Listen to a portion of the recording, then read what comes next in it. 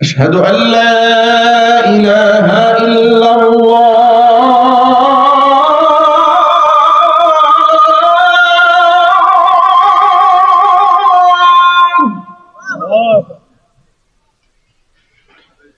أشهد أن لا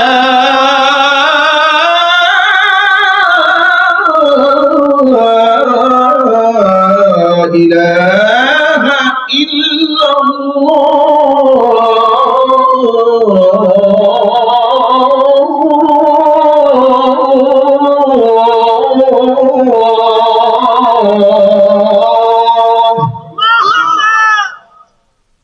আজানের ধ্বনিটি মরহুম কারি উবাইদুল্লাহ রহমাতুল্লাহি আলাইহির কণ্ঠে, ঠিক না? মরহুম কারি দুনিয়া থেকে চলে গেছেন, আল্লাহ পাক তাকে জান্নাতুল ফিরদাউসের সুউচ্চ মাকাম দান করেন। আসসালামু আলাইকুম ওয়া রাহমাতুল্লাহি ওয়া বারাকাতুহু। আপনারা সবাই কেমন আছেন? আপনারা এই প্রচন্ড গরমের মধ্যেও বয়ান শোনার জন্য বসেছেন খোলা আকাশের নিচে। আল্লাহ তাআলা এই ত্যাগ এবং কুরবানিকে কবুল করেন। আমিন। দিনে নসিহত করা এবং নসিহত শোনা দুটোই আরামদায়ক। গরমে আলোচনা করাও কঠিন, শোনাও অনেক কঠিন। এরপরেও তো এখন শীতের সময় আলোচনার সময় একদম কমে এসেছে। নভেম্বর, ডিসেম্বর, জানুয়ারি, এখন তো আগামী বছর ফেব্রুয়ারি শুরুতেই রমজান ঢুকে গেছে।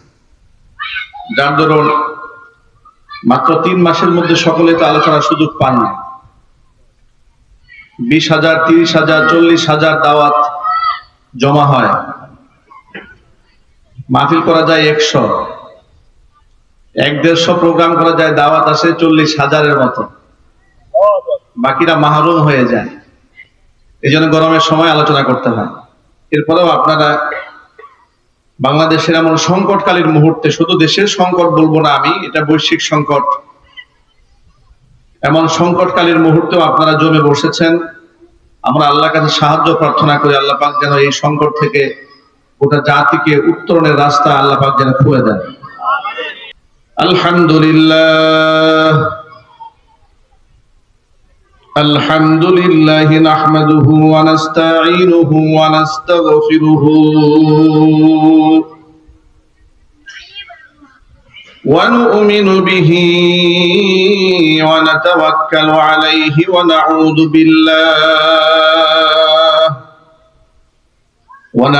بالله من شرور أنفسنا ومن سيئات أعمالنا. من يهده الله فلا مضل له ومن يضلله فلا هادي له. ونشهد أن لا إله إلا الله وحده لا شريك له. ونشهد أن سيدنا ونبينا وحبيبنا وشفيعنا ومولانا محمدا عبده ورسوله الذي أرسله بالحق بشيرا ونذيرا وداعيا إلى الله بإذنه وسراجا منيرا. أما بعد فأعوذ بالله من الشيطان الرجيم. بسم الله الرحمن الرحيم. قل للمؤمنين يغضوا من أبصارهم ويحفظوا فروجهم ذلك أزكى لهم إن الله خبير بما يصنعون. وقال تعالى في شان حبيبه ومحبوبه آمرا ومخبرا إن الله وملائكته يصلون على النبي يا أيها الذين آمنوا صلوا عليه وسلموا تسليما اللهم صل على محمد وعلى آل محمد كما صليت على إبراهيم وعلى آل إبراهيم إنك حميد مجيد اللهم بارك على محمد وعلى آل محمد كما باركت على إبراهيم وعلى آل إبراهيم إنك حميد مجيد محبت زبان ছেড়ে দিয়ে সকলে মিলে কিছুক্ষণ জিকির করুন লা ইলাহা ইল্লাল্লাহ লা ইলাহা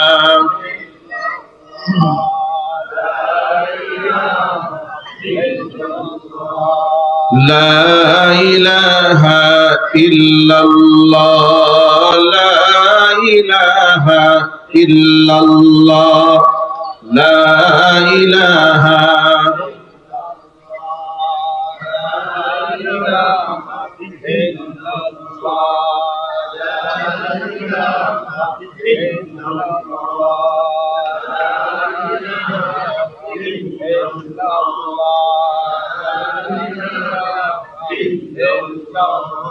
لا إله إلا الله لا إله إلا الله لا إله إلا الله محمد رسول الله সাল্লাল্লাহু আলাইহি ওয়াসাল্লাম। ঐতিহ্যবাহী গাজীপুর জেলার অন্তর্গত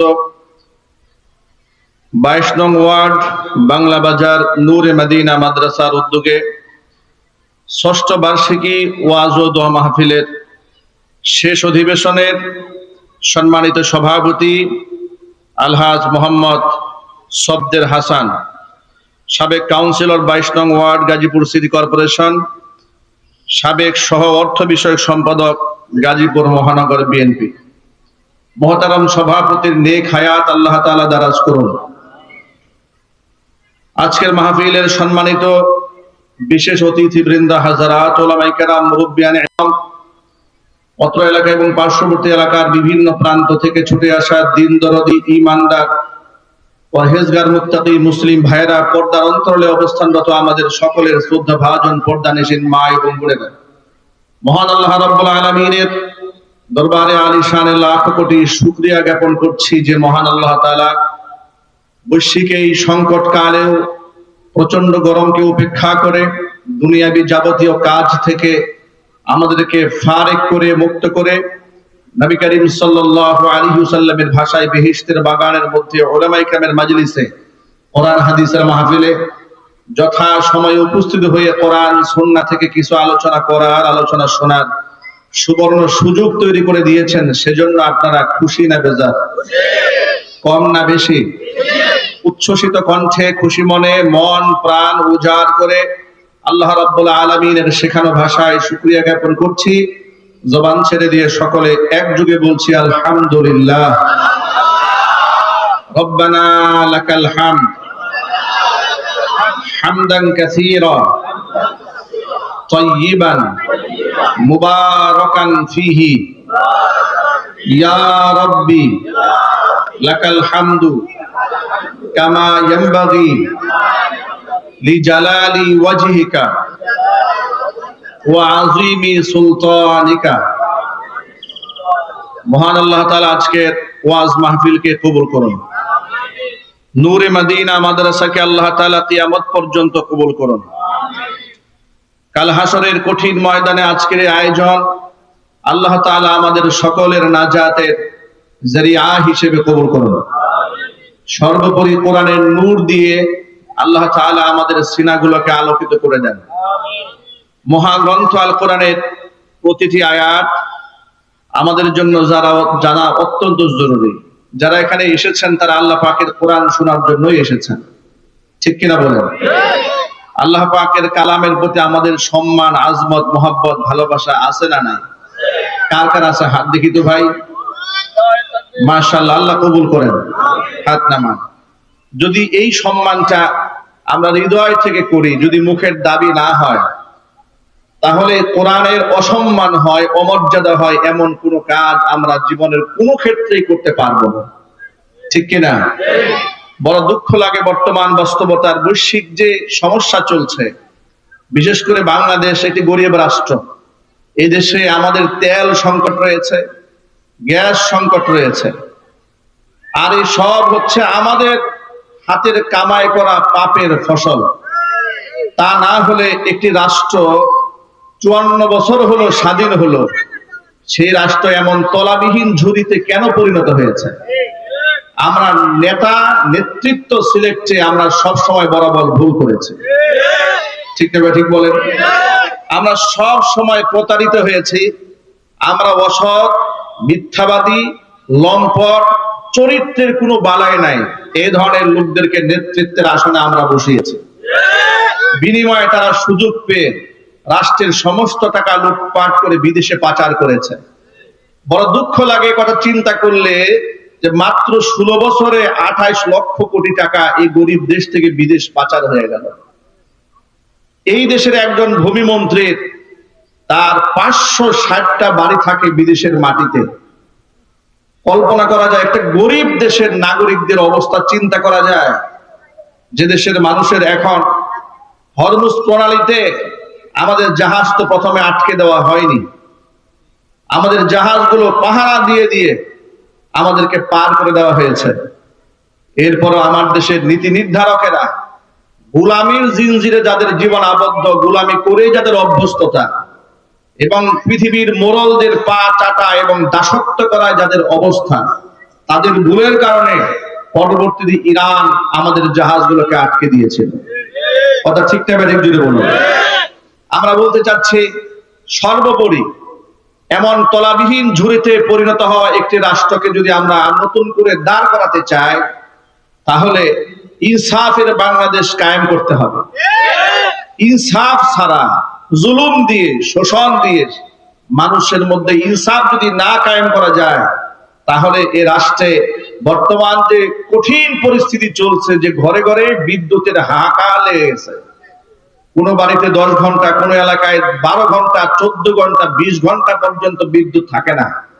যদি এখনই এই অবস্থা শুরু হয়, আগামীর বাংলাদেশে আমাদের অবস্থা কি হবে এটা আল্লাহ পাক ভালো জানেন। আমাদের উচিত এই মুহূর্তে গোটা জাতিকে আর বিভক্ত না করে জাতিকে ঐক্যবদ্ধ রাখা। কারণ দেশীয় ষড়যন্ত্র, আন্তর্জাতিক ষড়যন্ত্র থেকে তো দেশ এখনো বের হতে পারে নাই, ঠিক না? ঠিক। উচিত ছিল আমরা আল্লাহর কাছে আল্লাহমুখী হওয়া, আল্লাহর দিকে জাতিগতভাবে তওবা করা এবং সকলেই ভালো হয়ে যাওয়া। এটা না করে আমরা অত্যন্ত পরিতাপের সাথে লক্ষ্য করছি, বর্তমান বাংলাদেশে রাজনৈতিক কোন্দল হঠাৎ করে এত বেশি বৃদ্ধি পেয়ে গেল। যারা মাজলুম অবস্থায় 16-17 বছর এক থাকতে পেরেছিলেন, হঠাৎ করে তারাই নিজেদের মধ্যে অন্তর্দ্বন্দ্ব লাগিয়ে দিয়ে ওই এমন অমুকে গুপ্ত, তমুকে গুপ্ত, গুপ্ত গুপ্তের স্লোগান চলছে। এমনকি জাতির মেরুদণ্ড যেখান থেকে গড়ে উঠবে শিক্ষাঙ্গন, সেই বিশ্ববিদ্যালয়গুলোর মধ্যে মারামারি চলছে, ঠিক না? ঠিক বলে। প্রতিহিংসার রাজনীতি চলছে। আমরা বাংলাদেশে প্রতিহিংসা চাই না, আমরা এই বাংলাদেশে ইনসাফ চাই। কি চাই জোরে বলুন। সর্বোপরি আমরা কোরআন এবং সুন্নাহ ভিত্তিক জীবন ব্যবস্থা এই বাংলাদেশে দেখতে চাই। চাই কিনা জোরে বলুন। না, এই কথা বলতে সাহস পান না এখন, একটু জোর আওয়াজে বলুন আল্লাহ পাকের কোরআন দিয়ে দেশ, সমাজ, রাষ্ট্র পরিচালিত হোক। কারা কারা চান দুহাত দেখতে চাচ্ছি।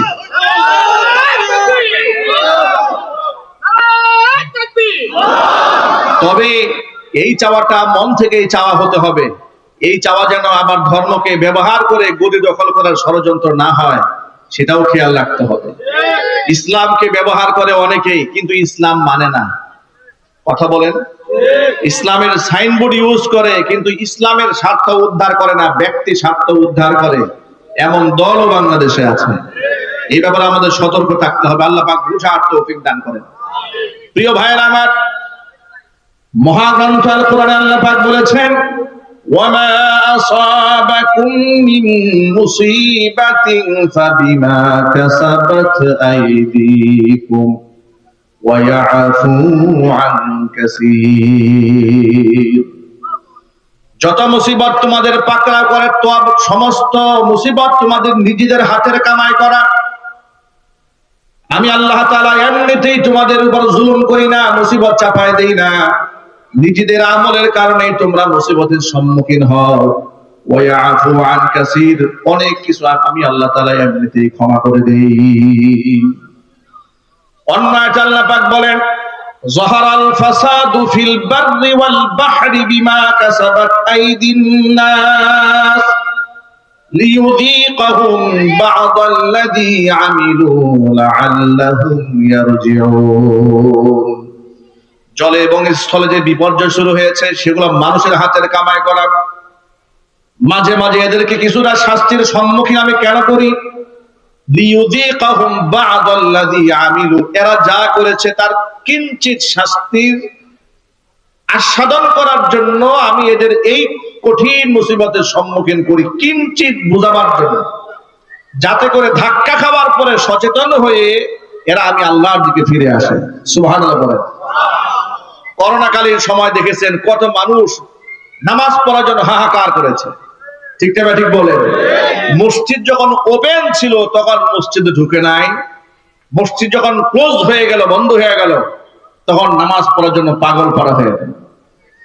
এমনকি বাংলাদেশের বহু সংকটকালের মুহূর্তে যখন এই দেশের মানুষ খুব বিপদে পড়ে, আল্লাহকে এমন ভাবে ডাকা শুরু করে, বিপদ কেটে যাওয়া মাত্র আল্লাহর নাম ভুলে যায়, ঠিক না ঠিক বলেন?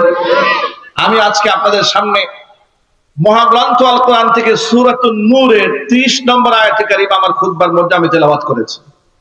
লম্বা বিশ্লেষণে না গিয়ে, লম্বা ভূমিকা না দিয়ে সরাসরি সেখান থেকে কথা বলতে চাই। এই আয়াতে আল্লাহ রাব্বুল আলামিন আমাদের মানব জীবনের অত্যন্ত গুরুত্বপূর্ণ একটি আমল রয়েছে, সেটা হচ্ছে আমাদের চোখের হিফাজতের আমল। এই আমলটা মুসলিম পরিবেশে এবং মুসলিম রাষ্ট্রে, ইসলামিক দেশগুলোতে, ইসলামিক সমাজে কিভাবে প্র্যাকটিস হয়েছে, কিভাবে সাহাবায়ে কেরাম আমল করেছেন, তাবেঈন, তাবে তাবেঈন, আইম্মায়ে মুজতাহিদিন, সালফে সালিহিন, তারা এই আয়াতের ব্যাপারে কি মন্তব্য করেছেন, তারা কিভাবে আমল করেছেন, আর আমরা সেটাকে কোথায় দাঁড় করিয়ে দিয়েছি। আজকে তো বর্তমান সমাজে পর্দাকুশিতার কথা খুব একটা বলা হয় না, আর মানুষ এগুলো ইদানিং শুনতেও চায় না। রাজনৈতিক কোন্দল, দ্বন্দ্ব এত বেশি পর্যায়ে পৌঁছেছে, আধিপত্য বিস্তারকে কেন্দ্র করে কে কাকে গালমন্দ করলো আর কে কার বউ নিয়ে পালিয়ে গেল, এই ধরনের পরকীয়ার সংবাদ শুনতে শুনতে কোরআন সুন্নাহর সুন্দর সুন্দর আয়াতগুলো আমরা শোনা ভুলেই গিয়েছি, ঠিক না ঠিক বলেন? মহাগ্রন্থ আল কোরআনে আল্লাহ রাব্বুল আলামিন এই সমাজের মধ্যে নারী আর পুরুষের একে অপরের প্রতি আল্লাহ পাক পবিত্র আকর্ষণ দান করেছেন। সে আকর্ষণ যেন নষ্ট না হয়, আর সে আকর্ষণ যেন অন্যায় পথে চলে না যায়, এই জন্য আল্লাহ তাআলা পুরুষের জন্য কিছু আমল দিয়েছেন, কিছু আমল দিয়েছেন নারীর জন্য, কিছু আমল দিয়েছেন দেশ এবং রাষ্ট্রের দায়িত্বশীল যারা তাদের জন্য। যদি একটি জায়গার মধ্যে এর ব্যত্যয় ঘটানো হয়, তার প্রভাব সমাজের বিভিন্ন জায়গায় পড়বে। দেখুন, ইসলামে আল্লাহ তাআলা মহাগ্রন্থ আল কোরআনের সূরাতুন নূরের 30 নম্বর আয়াতে আল্লাহ বলেছেন কি? আল্লাহ পাক আয়াতের মধ্যে বললেন, হে নবীজি, কুল্লিল মুমিনিনা, আপনি ঈমানদার পুরুষদেরকে বলুন, ইয়াগুদ্দু মিন আবসারিহিম, তারা যেন পরনারী থেকে তাদের চক্ষুকে নিম্নগামী করে রাখে, ওয়া ইয়াহফাযু ফুরুজাহুম, তাদের লজ্জাস্থানকে যেন পুরুষরা হেফাজত করে, যালিকা আযকা লাহুম ইন্নাল্লাহা খাবীরুম বিমা ইয়াসনাউন। পরনারী থেকে যদি চক্ষুকে নিম্নগামী করে রাখে, লজ্জাস্থানকে যদি হেফাজত করে, তাহলে তার আত্মা পাক থাকবে, পবিত্র থাকবে। যালিকা আযকা লাহুম ইন্নাল্লাহা খাবীরুম বিমা ইয়াসনাউন, মানুষ যা করে তার সকল খবর আমি আল্লাহর কাছে আছে।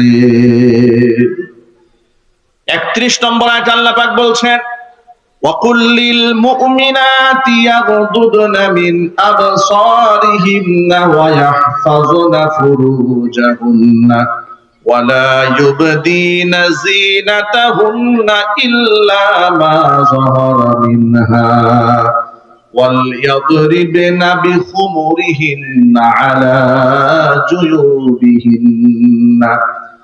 ও নবীজি, এবার আপনি মুমিনা নারীদেরকেও বলে দিন, ইয়াগুদ্দুনা মিন আবসারিহিন্না, পরপুরুষ থেকে তারাও যেন তাদের চোখটাকে নিম্নগামী করে রাখে, ওয়াহফাজনা ফুরুজাহুন্না, লজ্জাস্থানকে তারাও যেন হেফাজত করে, ওয়ালা ইউবদিনা যিনাতাহুন্না ইল্লা মা যাহারা মিনহা, আবশ্যকীয় অঙ্গ প্রত্যঙ্গ ছাড়া সাজসজ্জার অঙ্গ যেন পরপুরুষের সামনে তারা জাহির না করে। সুবহানাল্লাহ। আবশ্যকীয় অঙ্গ প্রত্যঙ্গ, আল্লাহ পাকের কথার মধ্যে কোনো ফাঁক ফুকর নেই, মানে একান্ত যে অঙ্গ প্রত্যঙ্গের জন্য সে কাজ করতে হয়। এখন সেই হাতের কবজি, মুফাসসিরিনে কেরাম ব্যাখ্যা করে বলেছেন এটা হচ্ছে হাতের এই কবজি থেকে হাতের আঙ্গুলগুলা সে ওপেন রাখতে পারে, পায়ের তলা সে খোলা রাখতে পারে। একান্ত ফিতনার টোটাল কোনো আকর্ষণ নাই, ফিতনার কোনো আশঙ্কা নাই, এমন জায়গার মধ্যে প্রয়োজনে ফেসটা খোলা রাখতে পারে অনেকগুলা কঠোর শর্তের ভিত্তিতে। ফিতনার আশঙ্কা থাকলে সেই ফেসটাও খোলা রাখতে পারবে না। চিৎকার দেখুন সুবহানাল্লাহ। এগুলো হচ্ছে প্রয়োজনীয় অঙ্গ প্রত্যঙ্গ। সেই ছোট্ট দুটো আয়াতে কারিমার দ্বারা কি প্রমাণ হলো? আমি একজন পুরুষ হয়ে পরনারীর দিকে আমি কি তাকিয়ে থাকার কি আমার আদৌ কোনো সুযোগ আছে? জোরাবাজু বলেন। অনুরূপ ভাবে একটা নারী হয়ে কোন নারী, আমি পুরুষ মানুষ, আমার চেহারার দিকে অকারণে তাকিয়ে থাকার কি আদৌ কোনো সুযোগ আছে? এটা কোরআন শরীফে খুব স্পষ্ট বর্ণনা। এমন কি ইদানিং দেখুন আমাদের বাংলাদেশের যারা তথাকথিত স্বাধীনতার কথা বলে, তথাকথিত ব্যক্তি স্বাধীনতার কথা বলে, তারা বিশ্ববিদ্যালয়ে দাঁড়িয়ে বলে যে আমি কি পোশাক পরবো না পরবো এটা মোল্লা মৌলবীদের বলার কে? দেহ আমার, সিদ্ধান্ত আমার, আমি যা খুশি তাই পরবো, তুমি তোমার চোখের হেফাজত করো।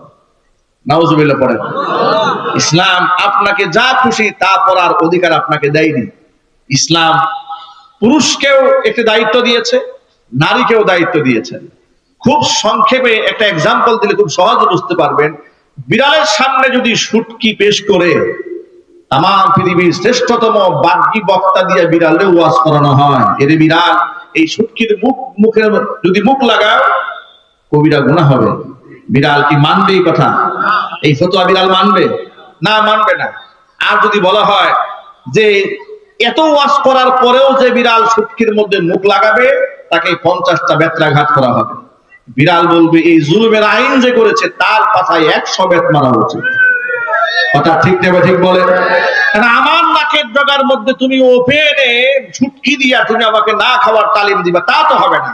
ইসলাম এমন জুলুম এবং বেইনসাফ বৈষম্যপূর্ণ আইন দেয় নাই। ইসলাম প্রথম আইন দিয়েছে পুরুষের জন্য, এরপর আইন দিয়েছে নারীর জন্য। চিৎকার দেবেন আল্লাহু আকবার। ইসলাম ব্যালেন্স করেছে, ইসলাম জুলুম করে না, ইসলাম ব্যালেন্স করেছে। ইসলাম বলে নাই যে তোমরা যেমন খুশি তেমন চলো, হে পুরুষরা পর নারীর দিকে তাকাবে না, এরকম বলেন না। আপনাদেরকে একটা হাদিস দিয়ে উদাহরণ দেই। আল্লাহ রাসূলের স্ত্রী উম্মে সালামা রাদিয়াল্লাহু তাআলা আনহা, তিনি বলেন আন উম্মে সালামা রাদিয়াল্লাহু তাআলা আনহা আন্নাহা ক্বালাত, আমি এবং হযরতে মাইমুনা, তিনি বলেন আমি এবং নবীর স্ত্রী হযরতে মাইমুনা হুজুরের পাশে কথা বলছিলাম নবীজির ঘরে। ফা দাখালা আলাইনা আব্দুল্লাহ ইবনে উম্মু মাকতুম রাদিয়াল্লাহু তাআলা আনহু, আমাদের মাঝে অন্ধ সাহাবী আব্দুল্লাহ ইবনে উম্মি মাকতুম আমার বাড়িতে এলেন। নবীজি আমাদেরকে ডেকে বললেন ইহতাজিবা মিনহু, এই সাহাবী থেকে তোমরা পর্দার আড়ালে চলে যাও।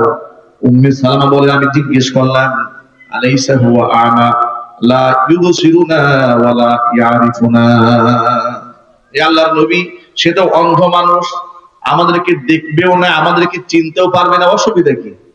এটা অন্ধ সাহাবী, সে এসেছে, সে না আমাদেরকে দেখবে না আমাদেরকে চিনবে। হুজুর বলেন আফা আমিয়া ওয়ানি আনতুমা, সে তো তোমাদেরকে দেখবে না চিনতেও পারবে না, তোমরা দুজনে কি অন্ধ নাকি? তোমরা তারা চিনবে না দেখতে পারবে না?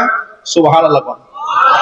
আচ্ছা প্রিয় ভাইরা, এখানে যদি আপনি যুক্তি দাঁড় করাতে চান, সেই জায়গায় তো উম্মে সালামা আমাদের মা, তিনি একটিবারের জন্য রাসূলকে বললেন, ইয়া রাসূলুল্লাহ, আপনি কি আমাদের সন্দেহ করেন নাকি?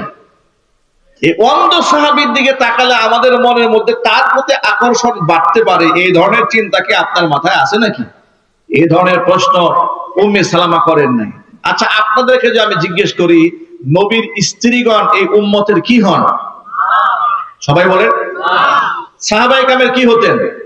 মা হতেন। তো মা সমতুল্য মর্যাদার দিক থেকে তাদের ব্যাপারে নবীজি সাল্লাল্লাহু আলাইহি ওয়াসাল্লাম তার স্ত্রীদেরকে বলেন, যাদের মর্যাদা সন্তানের মতো, তাদের ব্যাপারে বলছেন তাদের কাছ থেকে পর্দা করো। আমাদের দেশে বাংলু সুশীলরা বলে যে আমরা এক জায়গায় থাকলেও আমাদের মনের মধ্যে কোনো ক্রিয়া সৃষ্টি হয় না, আমরা একসাথে অত্যন্ত মোহব্বতের সাথে আমরা কলিগ দুস্থ বন্ধু হয়ে আহ্বান হয়ে কাজ চালাই। হেফাজত ইসলামের 13 দফা আন্দোলনের মধ্যে বড় একটা দাবি ছিল, সেখানে নারী পুরুষের সহ শিক্ষা এটা বন্ধ করতে হবে। এই কথা বলার পরে এই দেশের তৎকালীন যুগের দায়িত্বশীল মন্ত্রী দাঁড়িয়ে বলেছিল যে শিক্ষকের সামনে ছাত্রীরা তো সন্তানের মতো, তো সন্তানের সাথে বাবা কিসের পর্দা? যুক্তি দাঁড় করিয়েছিল। কিন্তু গোটা দুনিয়া ব্যাপী এ কথা খুব প্রমাণিত আছে, এই তথাকথিত শিক্ষক নামক বাবার দ্বারা কন্যা নামক অসংখ্য ছাত্রীরা যৌন হেনস্থার শিকার হয়েছে। কথা ঠিক না ঠিক বলেন? কয়েকদিন আগে গোটা বাংলাদেশ তোলপাড় হয়েছে, একটা স্কুলের মেয়ে সে আত্মহত্যা করতে যাচ্ছে, কেন? স্কুলের প্রধান শিক্ষক তাকে ধর্ষণ করেছে। নাউজুবিল্লাহ পড়েন।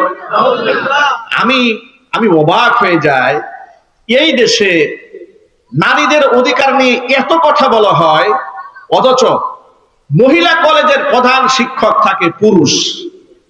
কি বলেন? কথা বুঝেন নাই মনে হয়?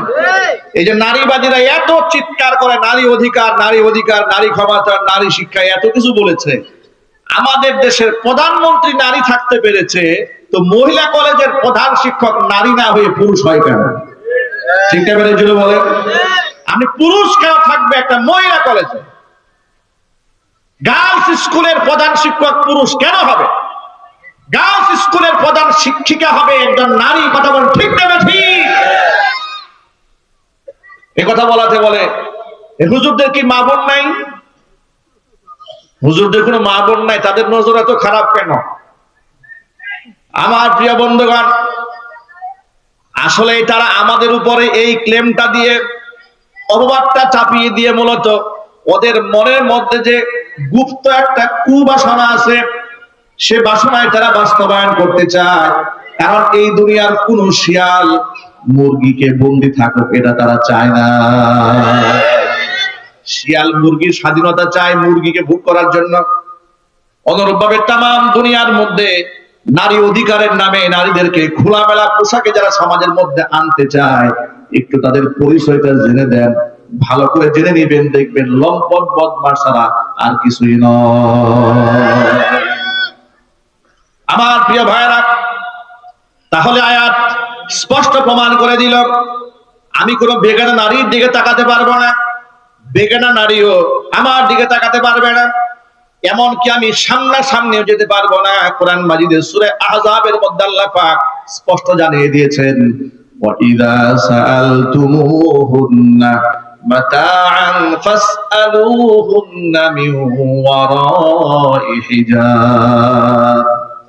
নবী পত্নীদের কাছে যদি তোমাদের কিছু জানার প্রয়োজন হয় কিংবা চাওয়ার প্রয়োজন হয়, সেটা পর্দার আড়াল থেকে চেয়ে নেবে। উম্মুল মুমিনিন মা আয়েশা সিদ্দিকা রাদিয়াল্লাহু তাআলা আনহা তামাম দুনিয়ার মধ্যে শ্রেষ্ঠতম মুহাদ্দিসা ছিলেন। সাহাবায়ে কেরাম জটিল কোনো মাসআলা যদি আটকে যেতেন, তাহলে নবীজির স্ত্রী মা আয়েশা রাদিয়াল্লাহু তাআলা আনহার কাছ থেকে সমাধান নিয়ে নিতেন। সেটা সামনাসামনি গিয়ে নয়, পর্দার আড়াল থেকে চেয়ে নিতেন। আল্লাহু আকবার বলেন। আল্লাহ নবী সাল্লাল্লাহু আলাইহি ওয়াসাল্লাম তার স্ত্রীদেরকে, কন্যাদেরকে ঠিক এভাবেই পরিচালিত করেছেন। সাহাবায়ে কিরাম, তাবেঈন, তাবেঈন, আইম্মায়ে মুজতাহিদিন যারা, তারা তাদের স্ত্রী সন্তানদেরকে এইভাবে পরিচালনা করেছেন। যেমন সূরা আহজাবের মধ্যে অন্য আয়াতের মধ্যে আল্লাহ পাক বলেন, মেয়েরা যদি ঘরের বাহিরে যেতে চায় তো কি করবে? তখন তাদের দায়িত্বটা কি?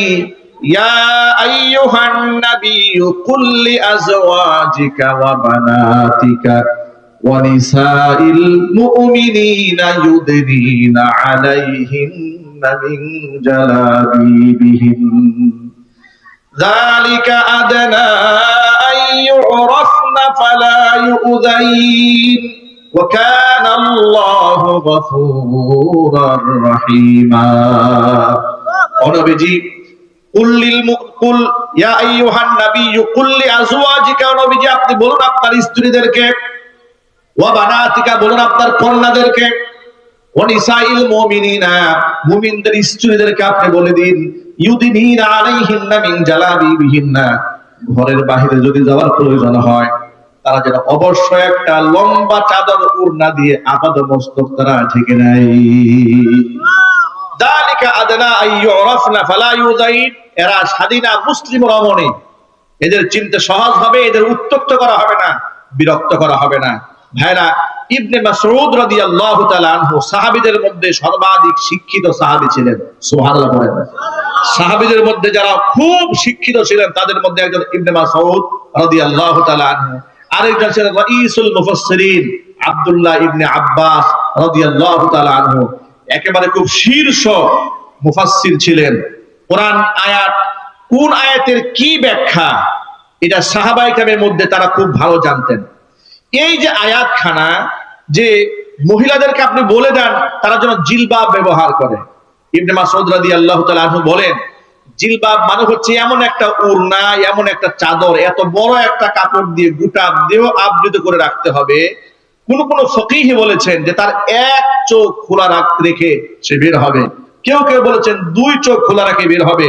পর্দার ব্যাপারে এত কঠোরতা ইসলাম আরোপ করেছে, আবার ফজিলত বলে দিয়েছে, এর দ্বারা তারা ইফতিজিং এর শিকার হবে না। আজকে গোটা বাংলাদেশের বাস্তব চিত্রটা খেয়াল করেন।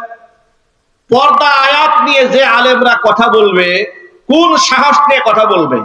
কয়েকদিন আগে দেখেছি বাইতুল মুকাররমের গেটের সামনে এই দেশের ইসলামিক দলের লোকেরা ওপেন বেপর্দা মহিলাদেরকে সামনে নিয়ে তারা মানববন্ধন করছে।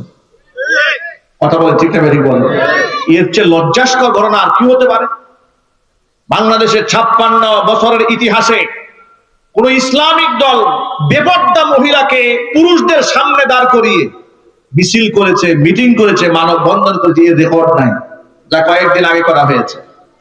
এমনকি ইদানিং প্রায় সময় দেখতে পাই বাংলাদেশের বিভিন্ন টেলিভিশন টক শোতে বেপর্দা মহিলাদের উপস্থাপনা করে, সেই জায়গায় বহুত আলেম ওলামারা গিয়ে হাজির হয়ে যাচ্ছে, ইসলামিক দলের বড় বড় নেতারা হাজির হয়ে যাচ্ছে, এমনকি খুব চেহারার দিকে চেহারা তাকিয়ে চোখে চোখ রেখে একে অপরের সাথে খুব আলাপনের মধ্যে মগ্ন হয়ে যাচ্ছে। আমার প্রশ্ন হচ্ছে, এইভাবে একত্রিত হয়ে পাশে বসা ইসলামের দৃষ্টিকোণ থেকে হালাল না হারাম? চিল্লায় বলেন হারাম। এই হারাম কাজ করে আপনি জমিনের মধ্যে আল্লাহর দ্বীন কেমনে কায়েম করবে বলুন তো আপনারা? আল্লাহর দ্বীনের মহব্বত যার অন্তরে আছে সে তো সামান্যতম একটা কবিরা গুনাহ করতে পারে না, কথা বলতে হবে ঠিক কিনা? সে তো আগেই বলবে। সাক্ষাৎকার নেওয়ার জন্য অসংখ্য পুরুষ সাংবাদিক আছে না নাই? কি বলেন ভাই, আছে না? দায়িত্বশীল পুরুষরা উপস্থাপক আছে, তাদেরকে আমি সাক্ষাৎকার দেব, তার সাথে আমি মন খুলে কথা বলবো। এটা বেগানা নারীর সাথে আমি মন খুলে কি কথা বলবো? আমি তার চেহারার দিকে তাকাতে পারি না, তার মোটিভেশন আমি বুঝতে পারি না, আমি আই কন্টাক্ট হয় না, আমি তার সাথে কথা বলবো না।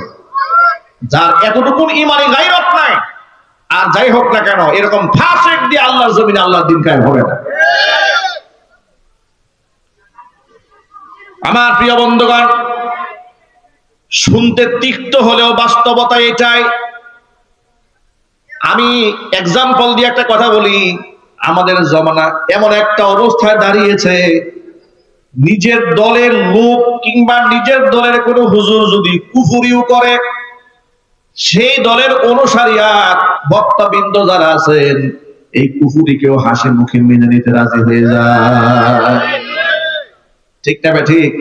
এটাকে বলা হয় অন্ধত্ব। কি বলে এটাকে? অন্ধ ভক্তি। ইসলামে হালাল না হারাম? ইসলামে অন্ধত্বতা নাই। ইসলামে মানদণ্ড কোরআন এবং সুন্নাহ। কোরআন সুন্নাহর আয়না দিয়ে আপনি দেখবেন, তার মধ্যে কোরআন সুন্নাহর আদর্শ থাকলে আপনি ফলো করবেন, আদর্শ না থাকলে আপনি তাকে প্রত্যাখ্যান করবেন। কিন্তু আল্লাহর বিরুদ্ধে যাওয়ার কোনো সুযোগ নাই। সাহাবায়ে কেরামের সামনে যদি কোরআন শরীফের কোনো আয়াত দেওয়া হতো কোনো ব্যাপারে, তারা এত বেশি নমনীয় হতেন। ছোট্ট একটা এক্সাম্পল শোনায় আপনাদেরকে। খলিফাতুল মুসলিমিন হযরত ওমর রাদিয়াল্লাহু তাআলা আনহু তাম দুনিয়ার মধ্যে মুসলিম শাসকদের জন্য স্বর্ণ উজ্জ্বল ইতিহাস রেখে গিয়েছেন। সোনার পাতায় সোনার অক্ষরে তার ইতিহাসগুলো লিখিত হয়ে আছে। এমন ইনসাফ জমিনের মধ্যে তিনি কায়েম করতে সক্ষম হয়েছিলেন। আল্লাহ নবী তার প্রশংসা করে বলেছেন, যে রাস্তায় ওমর হাঁটে সেই রাস্তায় শয়তানও হাঁটে না। রাতের আধারে ঘুমাতেন না, দেখতেন মানুষের অবস্থাটা কি। দিনের বেলায় ছদ্মবেশ ধরে ঘুরে বেড়াতেন, মানুষের কাছ থেকে বক্তব্য শুনতেন, এলাকার মানুষের হালাত খুঁজে বেড়াতেন, যে মানুষের ভিতরকার কোনো প্রবলেম আছে কিনা দেখার চেষ্টা করতেন। রাতের বেলায় তিনি একবার হাঁটছেন মদিনাতুল মুনাওয়ারায়। এমন সময় শুনতে পেলেন একটি ঘর থেকে একজন মহিলা বিরহের গান গায়। বিরহের গান গাচ্ছে আর আওয়াজটা বাহির থেকে শোনা যাচ্ছে। ওমর রাদিয়াল্লাহু তাআলা আনহু, আল্লাহ পাক তাকে শারঈ মেজাজ দিয়েছিলেন। যেখানে অন্যায় হতো সেখানে তিনি প্রতিবাদ জানাতেন। অন্যায়ের প্রতিবাদ করা তার রক্তের সাথে মেজাজের সাথে মিশে গিয়েছিল। এই যে হযরত ওমর বলেন, অন্যায়ের প্রতিবাদ করতে করতে আমার অবস্থা এমন হয়েছিল, জমিনের মধ্যে আমার তেমন কোনো বন্ধুই ছিল না। সুবহানাল্লাহ বলেন। নিজের সন্তান অপরাধ করেছে। বদনার মধ্যে পাওয়া যায় নিজের সন্তানকে তার চোখের সামনে যখন দুর্রা মারা হচ্ছিল, যিনি তার দুর্রা মারছেন সন্তানের গায়ে, সে এই কথা চিন্তা করলেন, খলিফার ছেলে, আমিরুল মুমিনিনের ছেলে, একটু আস্তে মারি। তখন তিনি নিজের হাতে ব্যাট উঠিয়ে নিয়েছিলেন। এত জোরে আঘাত করেছিলেন, কোন কোন বর্ণনায় পাওয়া যায় সেই আঘাতে তার সন্তান মৃত্যু হয়েছে। আল্লাহু আকবার বলেন। চিন্তা করা যায় হযরত ওমর রাদিয়াল্লাহু তাআলা আনহু শারঈ মিজাজ আল্লাহ পাক তাকে দান করেছিলেন। যখন মহিলার গান গাচ্ছে, মহিলার আওয়াজ বাহির থেকে শোনা যাচ্ছে, এই কথা শোনার পরে খুব রাগ হয়ে গেলেন তিনি। রাগ হয়ে এরপরে পিছন দিক থেকে দরজা লাথি মেরে ভেঙে ঘরের মধ্যে প্রবেশ করে মহিলাকে খুব তর শাসন করলেন। যখন মহিলার সামনে গিয়ে ওমর রাদিয়াল্লাহু তাআলা আনহু কঠোর ভাষায় তার এই গানের প্রতিবাদ জানালেন, মহিলা তখন হযরত ওমরের সামনে বললেন, আমিরুল মুমিনিন, আমি না হয় গান গেয়ে একটা অন্যায় করে ফেলেছি, এই জন্য আমি লজ্জিত অনুতপ্ত, কিন্তু আপনিও কিন্তু আমার ঘরে এভাবে প্রবেশ করে শরীয়তের হুকুমকে আপনি লঙ্ঘন করেছেন। হযরত ওমর বললেন, আমি কোথায় হুকুম লঙ্ঘন করলাম? আমি তো অন্যায়ের প্রতিবাদ করেছি। তিনি বললেন, মহাগ্রন্থ আল কোরআনে সূরা নূরের মধ্যে আল্লাহ তাআলা বলেছেন, ইয়া আইয়ুহাল্লাযীনা আমানু লা তাদখুলু বুয়ুতান গায়রা বুয়ুতিকুম হাত্তা তাস্তানিসু ওয়া তুসাল্লিমু আলা আহলিহা। হে ঈমানদাররা, যখন তোমরা কারো ঘরে প্রবেশ করতে যাবে, লা তাদখুলু বুয়ুতান গায়রা বুয়ুতিকুম, নিজের ঘর ছাড়া অন্যের ঘরে প্রবেশ করতে গেলে অবশ্যই হাত্তা তাস্তানিসু, পারমিশন নিতে হবে, ওয়া তুসাল্লিমু আলা আহলিহা, ঘরের ভিতরে যারা থাকে তাদেরকে সালাম দিতে হবে। আমিরুল মুমিনিন, আপনি না আমাকে সালাম দিয়েছেন, না আপনি আমার ঘরের মধ্যে ঢোকার পারমিশন নিয়েছেন, আপনি শরীয়তের সীমা লঙ্ঘন করেছেন। আল্লাহু আকবার বলেন। আল্লাহু আকবার বলেন। উমরের সামনে যখন আল্লাহ পাকের কোরআন শরীফের আয়াতটা শুনিয়ে দিয়েছে মহিলা, হযরত ওমর এত লজ্জিত হলেন, এত শরম পেলেন। যিনি এতক্ষণ পর্যন্ত রাগে গুসায় অগ্নি শর্মা ছিলেন, তিনি মনে হয় একদম বরফ বরফ বলে পানি হয়ে গেলেন। একেবারে নরম ভাষায় তিনি লজ্জিত হয়ে বললেন, আল্লাহর বান্দি, তুমি তোমার অন্যায়ের জন্য আল্লাহর কাছে ক্ষমা প্রার্থনা করো, আর আমি যে অন্যায়টা করে ফেলেছি এই জন্য আমি আল্লাহর কাছে ক্ষমা প্রার্থনা করছি, আমি তোমার কাছেও ক্ষমা প্রার্থনা করছি। আল্লাহু আকবার বলেন। সাথে সাথে নিজের ভুলটাকে শুধরায় নিয়ে সাথে সাথে তিনি তওবা করে ফেললেন। আল্লাহর আয়াত শোনা মাত্র তিনি ইউটার্ন করলেন যে না, আমার তো আসলেই আমার শরীয়তে লঙ্ঘন হয়ে গেছে।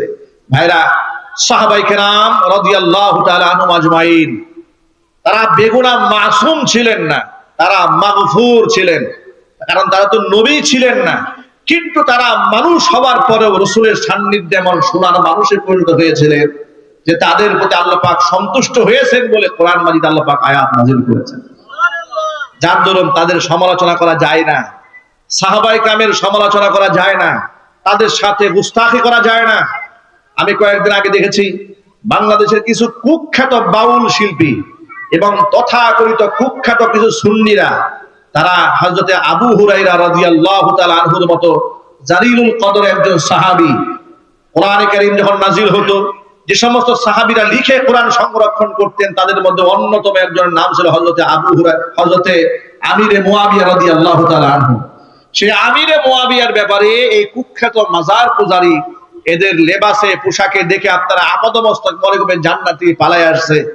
এরা বলছে উমর হযরতে আমির মুয়াবিয়ার ব্যাপারে বলছে যে তিনি নাকি মুসলমান ছিলেন না। আর যদি কোন নাউজুবিল্লাহ, সাহাবীদের ব্যাপারে কত ভয়ঙ্কর বিদ্বেষ। এরপরে ওই যে কুষ্টিয়াতে দৌলতদিয়াতে কয়েকদিন আগে দেখেছেন না, এক ভণ্ডকে পিটায়া পাবলিক হত্যা করেছে এবং তার তথাকথিত দরবারকে ভেঙে দিয়েছে। এই জন্য বাউল শিল্পীরা দেখলাম ঢাকা শহরে মানববন্ধন করছে। সেই জায়গায় এক বাউল ভক্ত এক মহিলা দাঁড়িয়ে বলছে যে হযরত আলী হচ্ছেন আসল, মুহাম্মদ সাল্লাল্লাহু আলাইহি ওয়াসাল্লামের কাছ থেকে আসল ইলমটা তিনি পেয়েছেন, আবু বকর ওমর তারা জোর করে তার কাছ থেকে ক্ষমতা ছিনিয়ে নিয়েছেন। মানে যেই বক্তব্য দেয় শিয়ারা, সেই বক্তব্য দিচ্ছে বাউলেরা।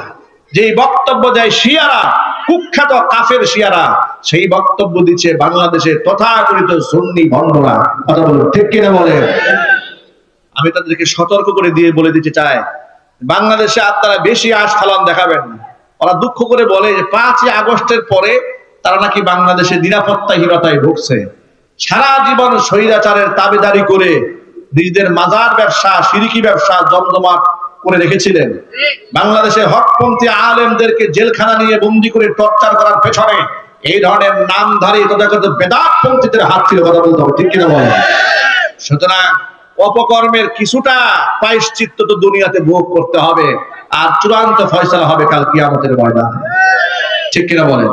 এই কথাটা কেন বললাম, প্রসঙ্গক্রমে বললাম যে সাহাবায়ে কেরাম রাদিয়াল্লাহু তাআলা আজমাইন বেগুনাহ মাসুম ছিলেন না, কিন্তু তারা যে তাদের সামনে কোরআন মাজিদের একটা আয়াত পাঠ করা হলে তারা কত নমনীয় হয়ে যেতেন। আর আমরা বর্তমান সমাজে এতটা একঘেয়েমি করি নিজেদের দল নিয়ে, রাজনীতির একটা দল, কোন এক নেতা ধরেন কোরআনের আয়াতের বিরুদ্ধাচরণ করেছে, হাদিসের বিরুদ্ধাচরণ করেছে, এখন এটাকে নিজের দলের নেতা যেহেতু করে ফেলেছে, নিজের দলের কর্মী যেহেতু করে ফেলেছে, সুতরাং আমি যেহেতু ওই দলের নেতা কিংবা কর্মী, অতএব আমাকে চুপচাপ মেনে নিতে হবে, না হয় এর পেছনে ঘোরা যুক্তি দাঁড় করাতে হবে। এই ভণ্ডামি এই দেশে আছে না নাই? একটু চিৎকার দিয়ে বলতে হবে আছে না নাই? বাংলাদেশের এই ধরনের বাস্তব চিত্র আমরা বহুবার হাতে আঙ্গুল দিয়ে দেখিয়েছি।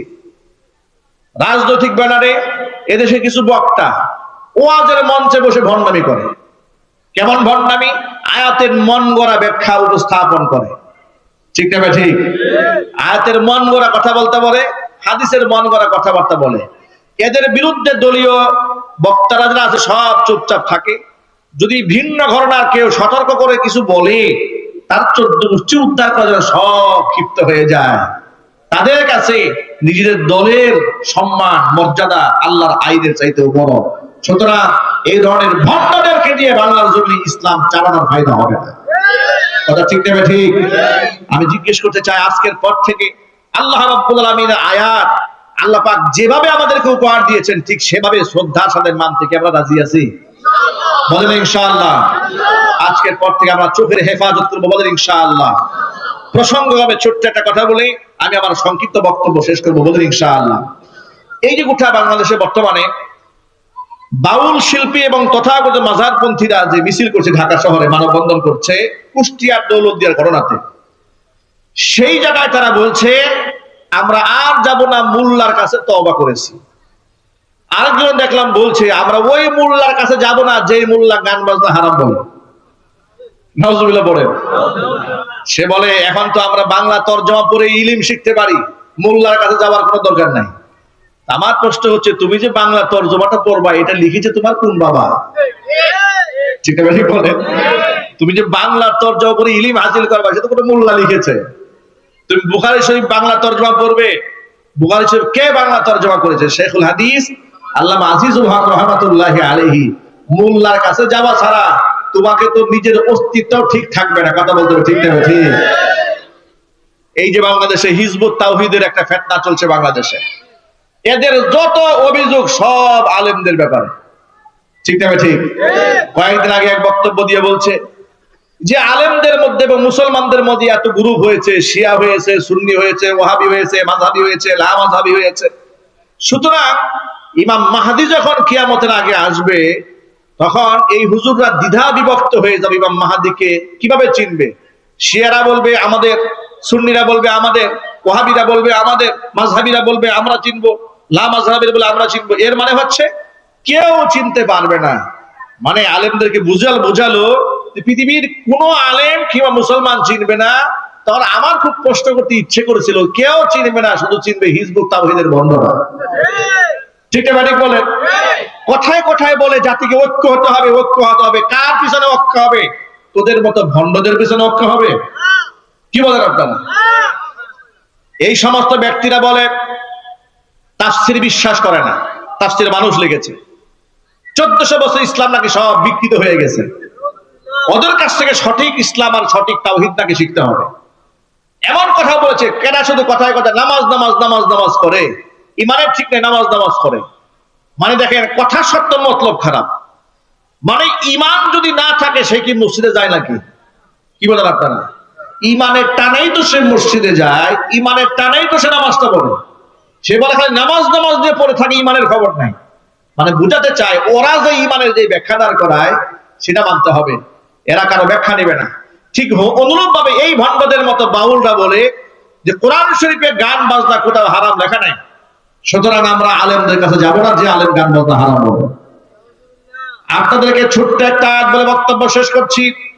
কোরআন মাজিদের সূরা লুকমানের 6 নম্বর আয়াতে আল্লাহ বলছেন, ওয়ামিনান নাসি মান ইয়াশতারি লাহুল হাদিসি লিয়ুদিল্লা আন সাবিলিল্লাহি বিগাইরি ইলমিন ওয়া ইয়াত্তাখিদাহা হুজুয়া উলাইকা লাহুম আযাবুন মুহিন। মানুষের মধ্যে কতক মানুষ তো এরকম রয়েছে, অজ্ঞতা সারে আমি আল্লাহর পথ থেকে মানুষদেরকে বিভ্রান্ত করার জন্য তারা অনর্থক কাজকর্ম, অনর্থক কথাবার্তা, অনর্থক গল্প, অনর্থক গান বাজনা এগুলো খরিদ করে। ওয়ায়াত্তাখিদাহা হুজুয়া, আল্লাহর দ্বীনের পথটাকে তারা হাসি তামাশার পাত্র বানায় ফেলে। ওই সমস্ত ব্যক্তিদের জন্য রয়েছে অপমানজনক শাস্তি। এই যে আয়াতের মধ্যে আল্লাহ পাক বললেন যে অজ্ঞতা সারে মানুষদেরকে সঠিক পথ থেকে, আল্লাহর পথ থেকে দূরে সরিয়ে দেওয়ার জন্য তারা লাহুয়াল হাদিস, অনর্থক কথা, শাব্দিক অর্থ। লাহুয়াল হাদিসের অর্থটা কি? এই কথার ব্যাখ্যা ইবনে মাসউদ রাদিয়াল্লাহু তাআলা আনহু করেছেন। এই কথার ব্যাখ্যা রাইসুল মুফাসসিরিন আব্দুল্লাহ ইবনে আব্বাস রাদিয়াল্লাহু তাআলা আনহু করেছেন। তাফসীরে তাবারিতে এসেছে, তাফসীরে ইবনে কাসিরের মধ্যে এসেছে, তাফসীরে কুরতুবীর মধ্যে এসেছে।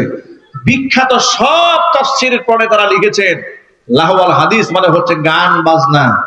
অথচ এই তথাকথিত বাউলরা বলে কোরআন শরীফে নাকি গান বাজনা হারাম, এ কথা কোথাও লেখা নাই।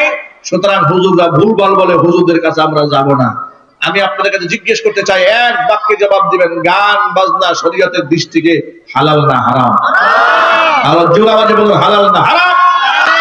সুতরাং এই ভণ্ডামি যারা করছে, এই ভণ্ডামি যারা করে, মহান আল্লাহ রাব্বুল আলামিন তাদের ভণ্ডামি থেকে, ফিতনা থেকে এই দেশকে, এই জাতিকে হেফাজত করুন। সকলে জোরে বলুন আমিন। শরীয়তে পর্দা পুশিতার যে বিধান আল্লাহ রাব্বুল আলামিন আমাদের জন্য ফরজ করে দিয়েছেন, আমাদের জন্য, আমাদের মা বোনদের জন্য, সে বিধান আমাদের কার্যকর করার তৌফিক আল্লাহ রাব্বুল আলামিন দান করেন। সকলে জোরে আওয়াজে বলুন আল্লাহুম্মা আমিন।